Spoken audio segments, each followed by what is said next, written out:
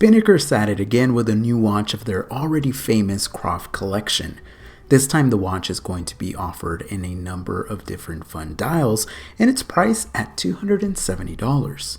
I'm all for making a more affordable watch, but did they take it too far and compromise on the quality? If you're in the market for this, you may want to stick around. I do have some things to show you. I reviewed several Spinnaker watches and I'm always blown away by the value for money you get. Spinnaker has made a name for themselves in the affordable micro brand sector and have had some monster releases in the past few months.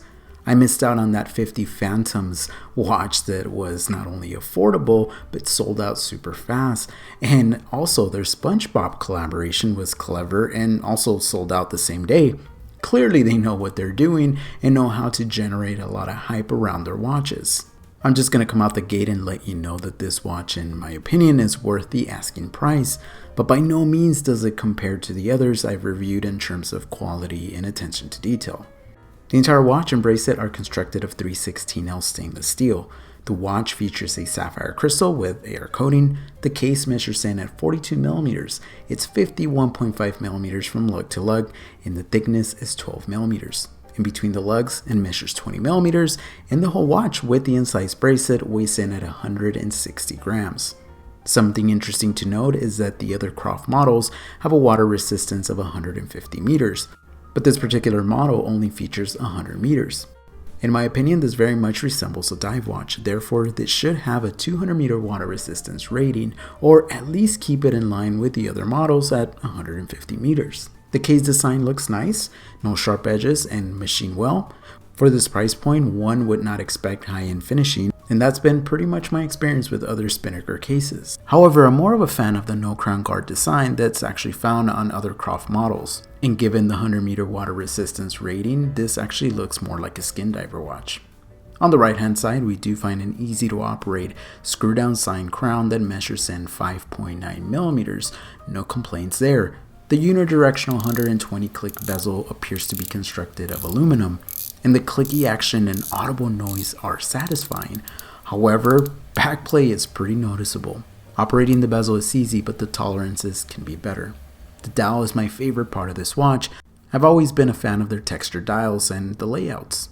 There's applied indices and the little touches like the black frame date window, black hands, black frame indices, and play of color throughout the dial show that Spinnaker is capable of paying attention to detail and making a beautiful watch. The dial color is not white, it's more of a gray color. I do love the play of color that black bezel gives it. There's something about that white finish and black colorway that's timeless.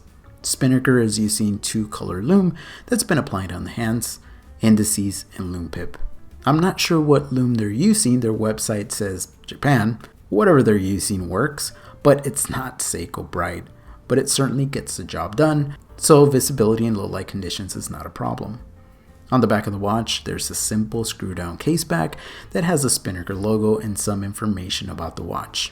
The oyster-style bracelet is fully brushed, uses a pin system to size it, measures 20mm, and it tapers down to 16mm at the clasp. The end links articulate and make the watch more wearable. The clasp is milled, no complaints there, but I'm not sure if my model is defective or if the rest of the watches are like this, but the fold-over buckle doesn't close all the way.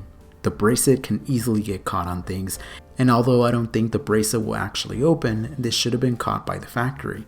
On my 6 7/8 inch wrist, the watch feels slim, but due to that 51.5mm lug to lug, it feels big.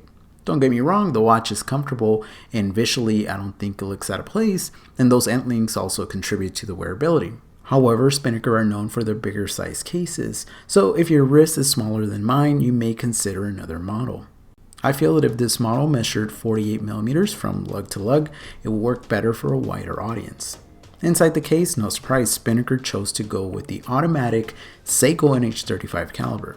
This entry-level caliber is an automatic movement with 3 Hz frequency, 41 hours of power reserve, and hacking capacity. The caliber has 23 joules and comes with a date complication. For the price, I think Spinnaker is using the correct caliber, as it's reliable and very inexpensive to replace. The caliber is not going to win any accuracy awards, but you're buying the overall package. To recap, this watch is definitely entry level, and I personally would recommend it to anyone looking for a fun dial or someone with a SoCal watch budget that's looking for better specs. The company really needs to QC their watches better so things like that clasp are not loose, and if I'm being very picky, then increase the water resistance, increase the tolerances of the bezel to minimize backplay, and give us some more lume. On a serious note, the watch overall is good and a fun summer watch. Let me know what you guys think of Spinnaker watches and this specific model. Did Spinnaker take a step back with this one? As always, be safe out there and stay humble.